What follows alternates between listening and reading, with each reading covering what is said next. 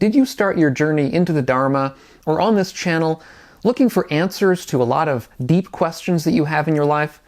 Well, there are a lot of questions that the Buddha refused to answer. So we'll look at those questions and why the Buddha didn't want to answer them coming right up.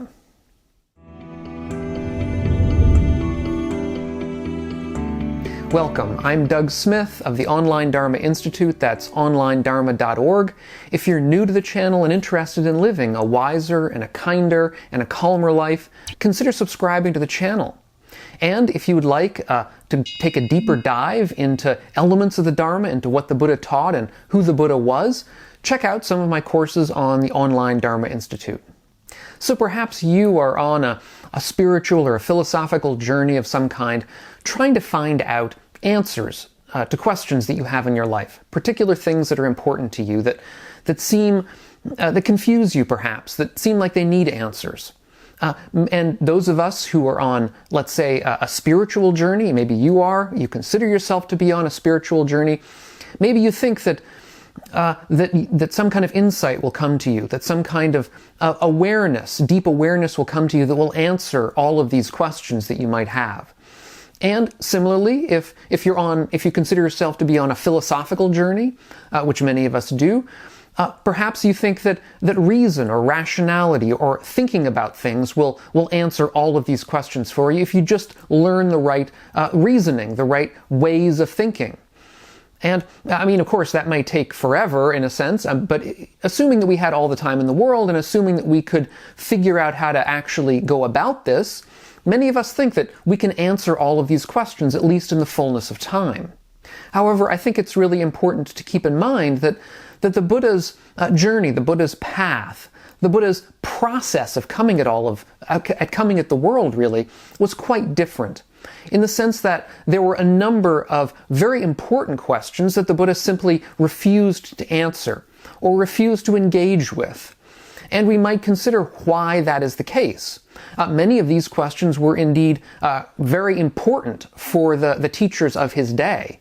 They were the kinds of questions that somebody like the Buddha was expected to have answers to.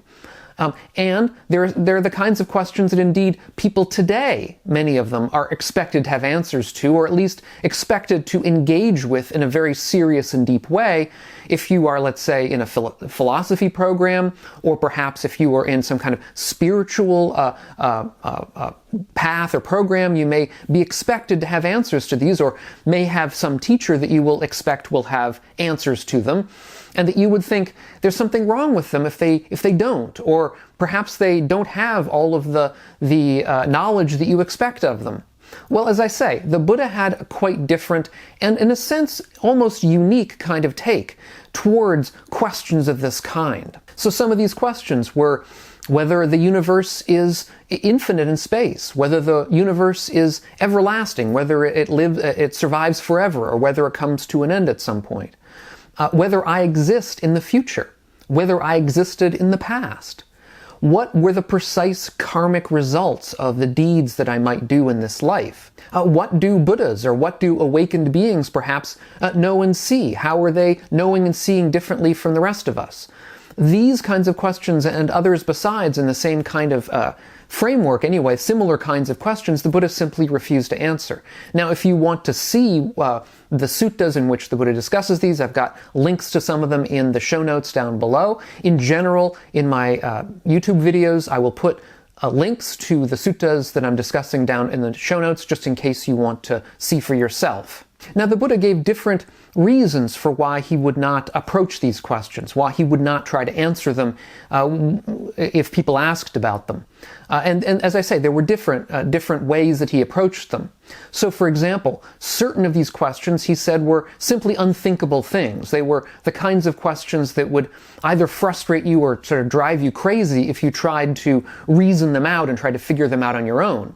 And in that group, he added what exactly the karmic results would be of our actions. So if you wanted to know precisely what kind of result you would get, what kind of dessert you would get for a particular act in this life, either within the same life or for the Buddha, for a traditional believer, in a future life. The Buddha simply said that was not a question that he was going to answer in general. There was no formula that he was going to give you, because trying to find out such a formula would simply be frustrating, basically. He also said that he had a similar kind of take for people who would ask about the scope of the Buddha's knowledge, or the scope of, let's say, an awakened being's knowledge. That was the sort of thing also that was sort of outside the scope of a general person. It wasn't the kind of question that you could answer to somebody. It would simply be frustrating to try to figure it out. On the other hand, questions such as, will I exist in the future, or did I exist in the past? These questions the Buddha refused to answer for a somewhat different reason. It wasn't so much that these would be frustrating to answer or would drive us crazy to answer, but rather that to try to come to an answer about these questions would be productive of wrong views. In particular, if we try to answer these questions, we'll tend to come to one of two wrong views. Either we'll come to the wrong view that I exist as some sort of permanent entity, unchanging entity, which exists in the future and existed in the past in exactly the same way that it does now. We might take that wrong view, or we might take the opposite wrong view, that I don't exist, that I will not exist in the future, or I did not exist in the past. And both of these for the Buddha were wrong views. Now, sometimes I will say that in contemporary Buddhist discussions, we will have people say that the Buddha said there was no self at all. And if the Buddha had said such a thing, then of course he wouldn't be making this point. He would have said, oh, well, we can engage with the question if I exist in the past or the future simply by saying I won't. But he doesn't say that. In fact, he's quite specific not to say that. And so we have to understand that the Buddha's view of the self was very nuanced. It wasn't that there was a self, obviously. There was no permanent self that persists into the future and persisted into the past. But neither was there no self. So our persistence in the past and the future is a sort of a strange thing. At least it's something that's a little bit more complex than we would otherwise think. And I've done a number of videos about this. I'll put one of the more recent ones about it up here on the screen in case you want to see it. And just to be clear here, the point about not denying the existence of a self is because if we literally did not persist into the future or in the past in any sense, then there would be no sense to be made of karmic reward, which of course is a central part of the Buddha's message. That is, that ethics matters, that what we do right now in the present moment will redound to us to our benefit or our harm in the future. And if we literally did not exist more than a moment, let's say, or did not exist at all in some sense, then there wouldn't be any sense to be made of us receiving any reward or punishment in the future for things that we did in the present. So, as I say, the Buddha's understanding of the self was somewhat nuanced, and as a result, when asked questions about whether you exist in the past or the future, he simply refused to answer them because, as I say, to have answered them would have gotten us into one of two wrong views. One of two thickets of views that would make our understanding of the world more complicated. So in other words, there are certain kinds of ways of thinking that we should simply avoid falling into, basically. Now, most famously, the Buddha had a number of views that he simply refused to answer, such as whether the universe is eternal, that is to say, everlasting, whether it will persist forever, whether the universe is infinite in space, similarly, whether the universe had a beginning. That's the same sort of similar kind of question. Another question that he famously refused to answer is whether the Buddha would exist or not exist after his death. That is the kind of whether an awakened being persists after his death, the sort of question the Buddha refused to answer. And when asked why he refused to answer these kinds of questions, the Buddha said something that I think is very, very important, and is in a way of understanding kind of a way of taking all of these questions, a way of explaining why he won't answer any of these questions that I've mentioned just now.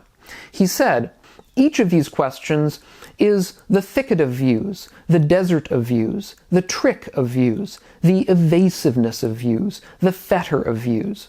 They're beset with anguish, distress, and fever. They don't lead to disillusionment, dispassion, cessation, peace, insight, awakening, and extinguishment. And for this reason, the Buddha hasn't tried to answer them. That is, if you like, these questions can only be answered sort of intellectually. They can only be answered from a certain kind of point of view, and as a result, they tend to involve us in pointless disputes and arguments with people who have differing views. That's what the Buddha means by these being sort of a thicket of views, is that you can't answer them by directly seeing these things. You have to answer them by inference, by making certain kinds of intellectual inferences. And he's not saying that you can't make these inferences, and he's not even saying that these inferences might not be true. He's simply saying that to do it is to get yourself into pointless arguments with other people, arguments that really won't lead anywhere. And as a result, it's going to be productive of disillusion. It's going to be productive of dukkha, of a sense of unsatisfactoriness. It's going to be productive of distress and of conflict, of argument. It's going to be productive of sadness and frustration. And as a result, it's going to be part of the problem that we're trying to get ourselves out from under. That is, they tend to lead to us grasping at or identifying with certain positions that we've taken in order to defend them in argument and dispute with other people who disagree with us. And I think a lot of this is what we see in daily life when we're arguing with other people about, let's say, meaningless kinds of things. And certainly they're the sort of thing that you find on the internet quite a lot. In comment sections, I'm happy to say that not so many in my own comment sections below my videos, but more and more as these videos get a larger and larger audience, I find people getting into the thicket of views, arguing about views. And that's really not productive of wisdom. That is the sort of thing which, to an extent, of course, is important. We need to discuss views in order to come to clarity about them. If we have questions and if we have doubts, then of course it's right to ask. But there are certain views, there are certain kinds of ways of thinking that just no kind of argument is really going to help us about.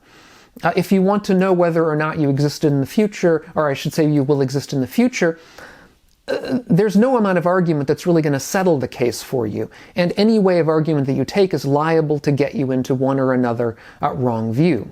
So the practice of coming up into views, the practice of answering every question that we can see is a kind of practice, or trying to answer these questions is a kind of practice.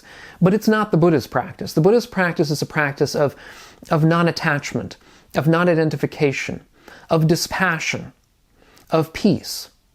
And as a result, the Buddha is, for ethical reasons, that is to say, he has an ethical reason for why he doesn't think these questions should be answered. The reason is that the best sort of life is a life where we leave these questions aside, because they're not important to that kind of life. And as a result, I think part of coming into the Dharma is to find out what is important, to find out what is important in our lives and what, alternatively, is not important. And if we don't come to this awareness of what's important and what's not important, we're liable to get ourselves lost. And so part of this search for wisdom on the Buddha's part, the search for truth, the search for awakening, is this coming to awareness of the difference between the questions that are important to us, that is to say, let's say how to escape from the pain in our life, or how to make our peace with that pain, if you like, how to become equanimous with the way things are. How do we do that? That's a good kind of question. But whether the universe is eternal, whether I will persist or not persist into the future, or it was in the past, these kinds of questions are not helpful. So if you find this useful, these kinds of talks and this kind of way of looking at things, you might want to join us over on Patreon and help support the work that I'm doing here, because I think it is important for all of us to have this kind of material in front of us, because so much of what we see in the world nowadays is quite different and comes from quite a different background. Thanks so much, and I hope we'll catch you on the next one of these videos. Meanwhile, all of you be well.